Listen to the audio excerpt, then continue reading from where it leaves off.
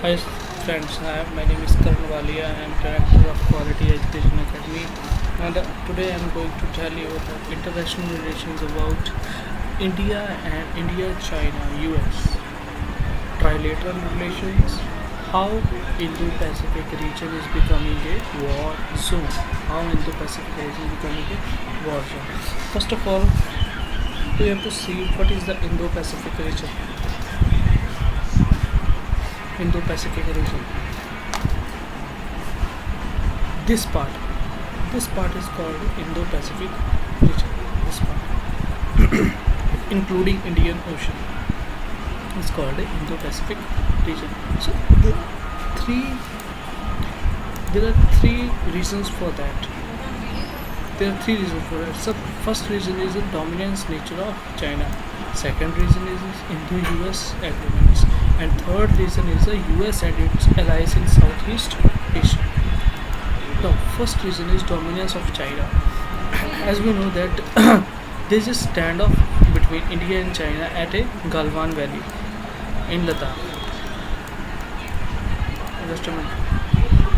I have to open the Galwan Valley. Yes, this is the area. This is the area. This is disputed area between India and China from the starting of the time. On 15th June, in this area, there is a standoff between China and India, where 20 soldiers of India and 43 soldiers of China martyred. 20 soldiers, including one officer, Colonel Ashutosh Prabhu, martyred. So why China is always showing dominance on in Asia region? I can tell you that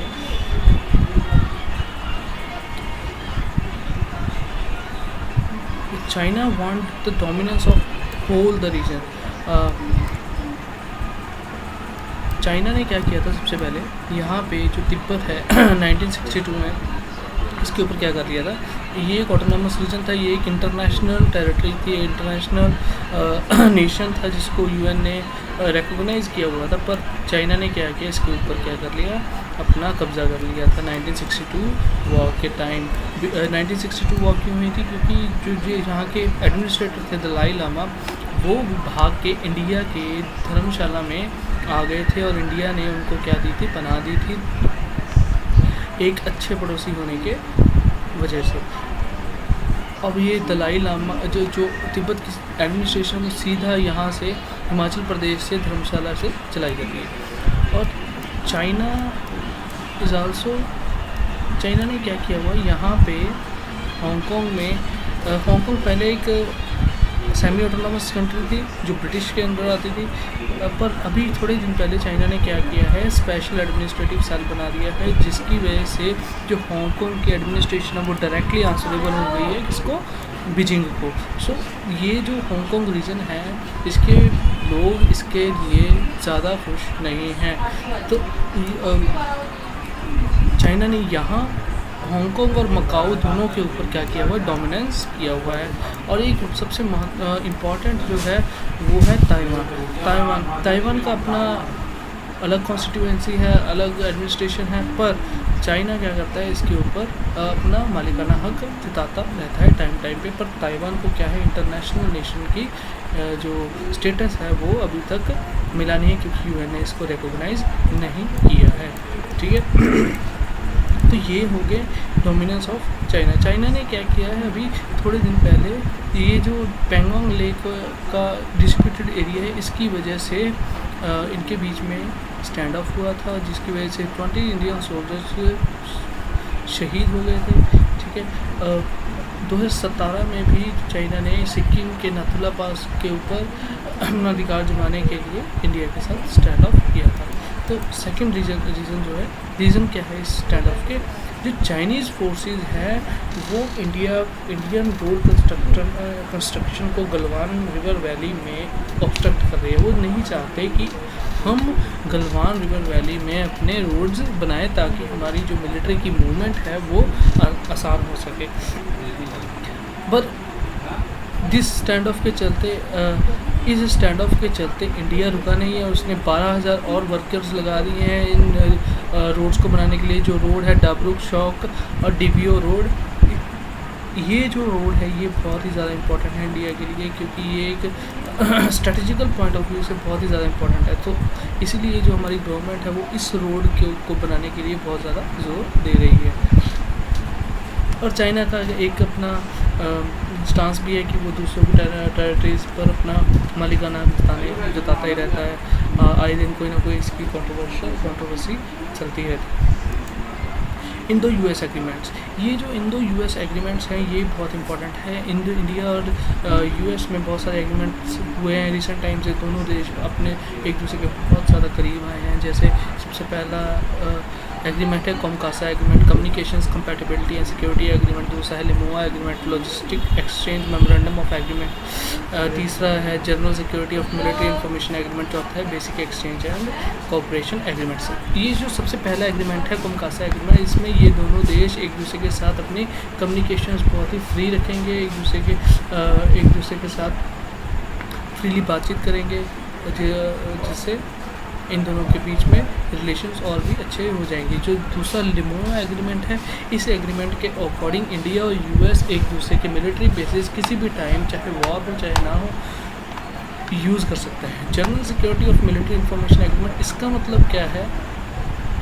अगर suppose करो दो ships India और US के एक ही reason में घूम रहे हैं और उनको किसी भी चाइनीज़ शिप की प्रेजेंस पता चलती है, किसी भी शिप को चाइनीज़ शिप की प्रेजेंस पता चलती है, तो वो बिना हिचके एक दूसरे के साथ इंफॉर्मेशन को साझा करेंगे और साझा करने से अपने एनिमी को एनाहिलेट करने की कोशिश करेंगे। तो फोर्थ एग्रीमेंट कौन सा है? Basic exchange cooperation agreement, this called बेका एग्रीमेंट।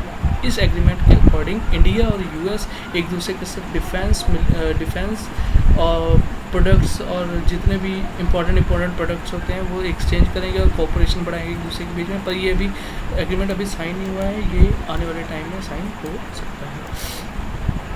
तीसरा जो है वो है यूएस और इसके एलाइज। यूएस का हमें पता है जापान के साथ बहुत अच्छा अलायंस है। इन दोनों के बीच में पीस एक्ट साइन हुआ पड़ा है। इस यूएस की 7th फ्लीट यहीं पे बेस्ड होती है बेस्ड रहती है, ताकि कोई भी आउटर थ्रेट जापान के ऊपर अटैक ना कर सके। दैट मीन्स जापान एक बहुत ही बड़ा एलाय है इसका, यूएस का भी। दूसरा सबसे बड़ा एलाय है फिलीपींस। फिलीपींस ने क्या किया हुआ है? यूएस को अपने मिलिट्री बेसिस और नेवी बेसिस 99 सालों के लिए लीज पे दे रखे हैं, ताकि कोई भी यूएस उनको कभी भी यूज़ कर सकता है। इन दोनों रीजन्स को देखते हुए हम कह सकते हैं कि यूएस ने पूरी तरह से सराउंड कर रखा है चाइना को। यूएस ने क्या कर रखा है? पूरी तरह से सराउंड कर रखा है चाइना को। अब हम आते हैं एक जो हमारा क्वेश्चन था, how Indo Pacific region becoming a war zone. जो यूएस है वो क्या कर रहा है? अपने सारे सोल्जर्स को शिफ्ट कर रहा है कहाँ पे? इस एरिया में, साउथ ईस्ट एशिया के एरिया में, जिससे क्या होगा? उनकी प्रेजेंस, उनका डोमिनेंस यहाँ पे बढ़ेगा और ये चाइना को अच्छे से क्या कर सकते हैं? सराउंड कर सकते हैं। इंडिया इस चीज़ का बहुत अच्छा बेनिफिट उठा सकता है अगर वो अपना कोऑपरेशन दिखाए यूएस के साथ। दूसरा point, geographical conditions of Himalaya. अगर हम वॉर की बात करते हैं तो यहाँ ये जो सारा नॉर्थ का रीजन है ये सारा हिमालय से भरा हुआ है, जो मोस्ट ऑफ द टाइम्स बर्फ़ की वजह से क्या रहता है? बंद ही रहता है। तो एक पॉइंट ऑफ व्यू के अकॉर्डिंग यहाँ पे कोई भी वॉर फ्रंट खोलना चाइना नहीं जाएगा, क्योंकि इंडिया की आर्मी और एयरफोर्स में इतनी कैपेबिलिटी है कि वो दोनों फ्रंट से उनको टैकल कर सकती है। सो उनका जो मेन मोटिव रहेगा वो यही रीजन रहेगा, ताकि वो जो वॉर है वो नेवल फ्रंट्स में लेके आए, क्योंकि हमारे जो शिप्स हैं वो उनसे चाइना से बहुत कम है। सबमरीन्स हमारी सिर्फ 12 सबमरीन है, 14 सबमरीन है हमारे पास, उनके पास 74 सबमरीन। तो वो ये चीज़ देख के इंडो पैसिफिक रीजन में ही नेवल फ्रंट के ऊपर वॉर शायद खोलेगा। देन अगर हम यूएस का फ़ायदा